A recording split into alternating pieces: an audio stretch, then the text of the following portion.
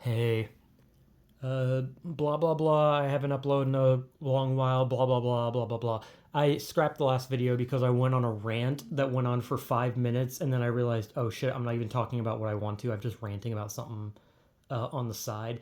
So I'm just trying to like get to the point quicker. So anyway, I have not made a video talking about a video game in a while, and so I'm gonna do that now. Blah blah blah. Get to the fucking point, and don't spend 5 minutes getting angry about the original Resident Evil.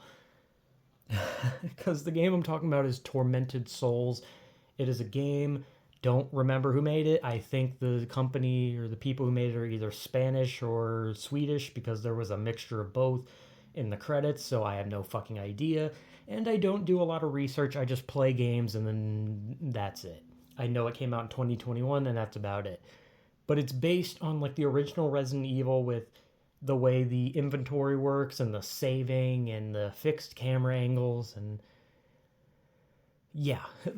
And that's kind of why I scrapped the last video where I was getting ready to like talk about this because I went on a 5 minute rant about how much I hate the original Resident Evil because Resident Evil 1 is so fucking annoying. It's not even like fun. The puzzles are boring. The enemies block the hallway, so you have to use the ammo that you are told explicitly to not use.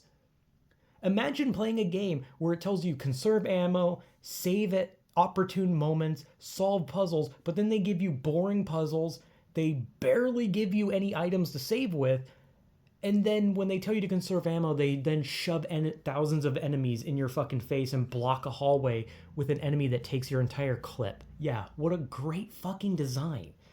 But anyway, that's just my problems with Resident Evil 1. People love it. I didn't grow. If I grew up with it, I'd probably have a different opinion, but unfortunately, I played it when it was way past its prime. But I'm talking about Tormented Souls, a game that was inspired by it. It has fixed camera angles, it has the exact same inventory, except this inventory actually scrolls so you don't have to use an item box, which is fucking nice. And whenever I heard it was inspired by Resident Evil, I didn't want to play it.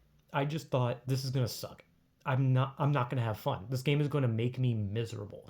It's just going to be nothing but backtracking, sorting my inventory, dealing with bullshit enemies as they block hallways and every problem I had with Resident Evil 1. That's what I thought because it was based on it. However, I am actually happy to say that I thought Tormented Souls was a really good game. It definitely had its moments where I was like, this is fucking stupid. It definitely had like especially some egregious backtracking moments because that game is nothing but backtracking. But there are some moments where you have to backtrack that are really fucking bad, like really bad. Because there are times where you have to go from literally the farthest direction of the hospital. I think it's a hospital. You're in like an asylum or a hospital or some shit like that. And you have to go from like one of the farthest, most fucked up areas, and you have to go all the way back to the area where you literally started the game at. So there were some backtracking moments where I was like, this is fucking egregious. And most of it was not. There were some moments where I literally ran around for an hour just like, I don't know what the fuck I'm doing. But that one's on me, right? Because there are things in that game that I can look at and I can say like, wow, this is fucking annoying. But there are moments where I'm like getting annoyed at something and it's obviously my fault. Like there were some puzzles where I was just like getting frustrated because I was just like, I don't fucking get this. How the fuck am I supposed to do this? This puzzle makes no fucking sense. But then it does make sense and I'm just dumb. Like there are parts of the game where it's just genuinely bullshit, but there were a lot of puzzles where it was just 100% my fault that I was being stupid. Where I would just sit there and be like, I don't fucking get it. Which that's every game for me. If you put puzzles in a game, I'm gonna sit there for hours just shitting myself like a fucking moron. I mean, that's kind of how it was when I played Silent Hill 2. I would spend hours just running around just like I don't know what I'm supposed to be fucking doing. And then I'd figure it out and I'd be like, wow, I'm actually stupid.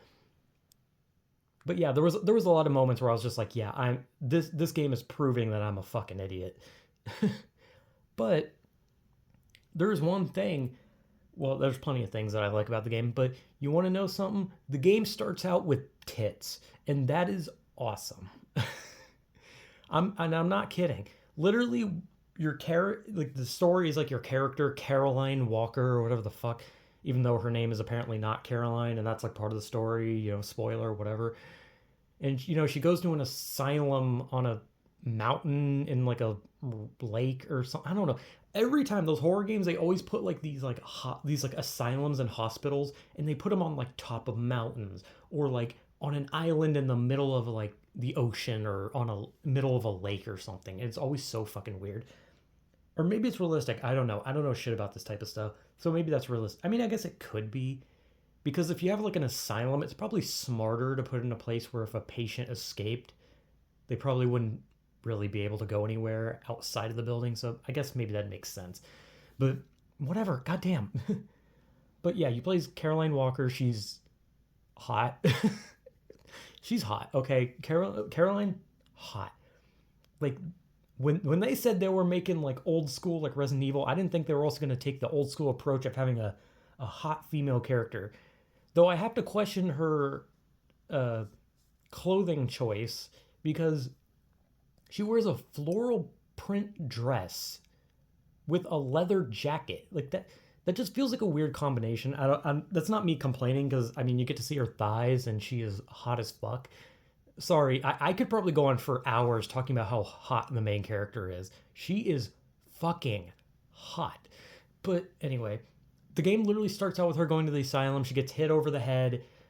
She wakes up in a bathtub with like a respirator in her mouth. And like, I was like, okay, she's naked in a tub, and I was like thinking the game's gonna do that censor thing where the boobs are like below water and somehow you can't see the nipples through the water, but like it's like a censorship thing. But no, she just straight up fucking jumps up, tits and all, and I'm like, this game's a 10 out of 10. Because you know what? Any game that's not afraid to show some tits, ass, vagina, cock, balls, asshole, whatever, any game that's willing to show a little good shit, that's great in my book, right? Though there was a weird moment where they censored tits towards the end of the game, and it was like a really weird censor. I don't know what that was about. Anyway, sorry. I think I literally just spent 3 minutes talking about Caroline's tits.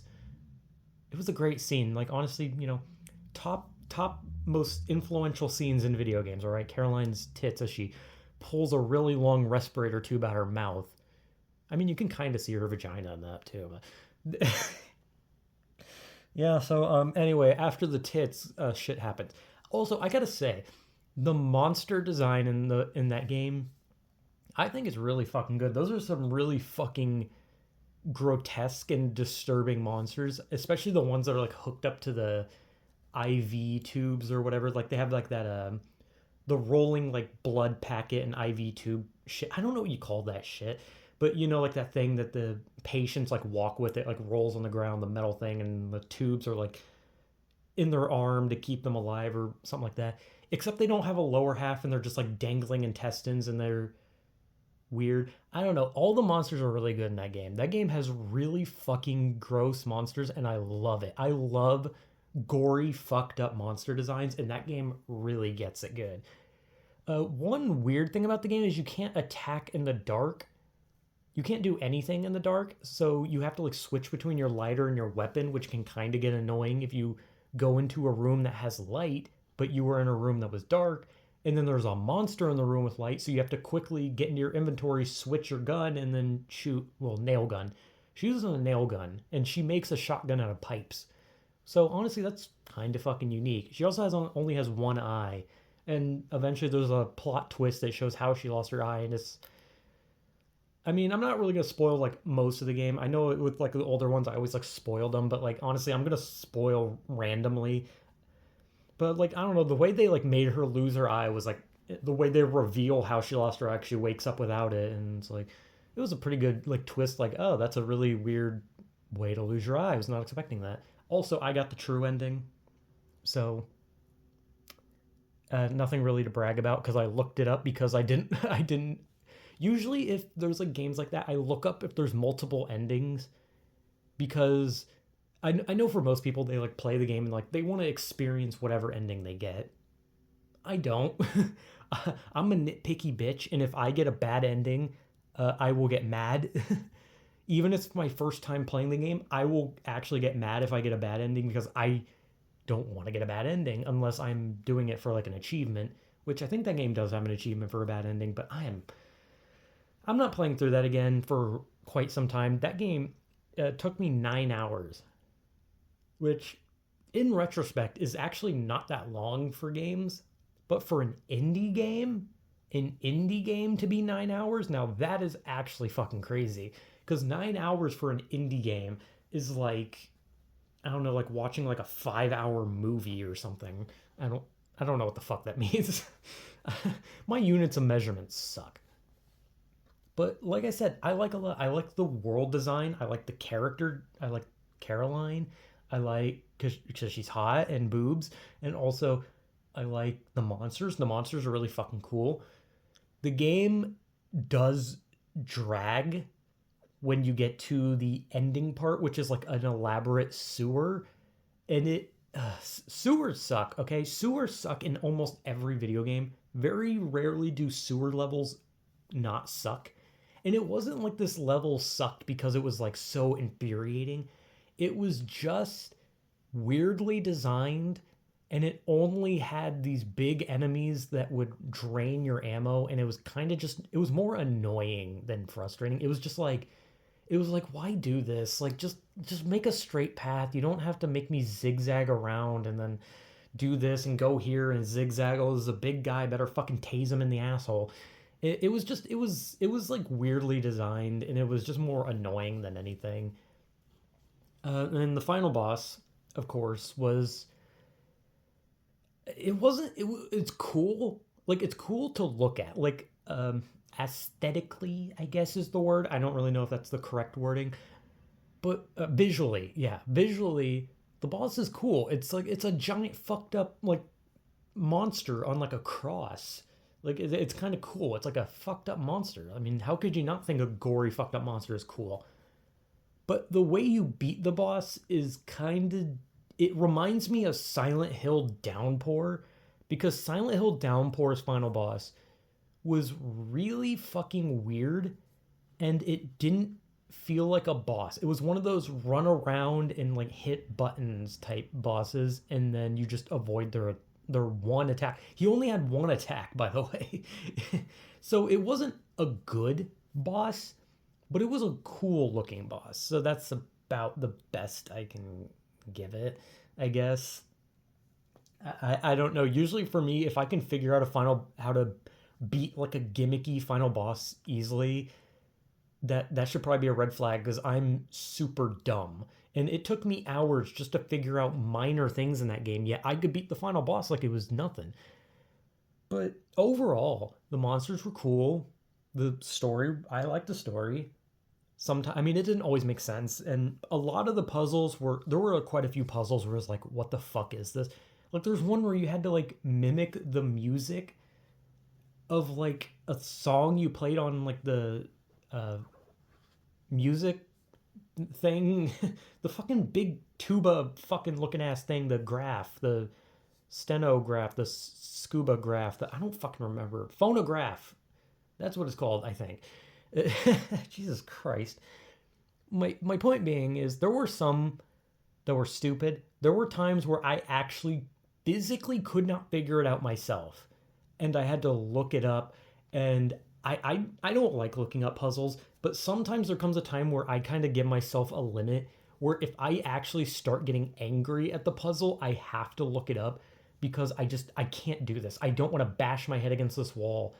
And it's bitchy, you know, it's a bitch move, but like, there comes a point where you're just like, I want to see this, because I like the story, I like the world, I like the monsters. I wanted to see more of the game, but I would get hindered by like a really stupid puzzle.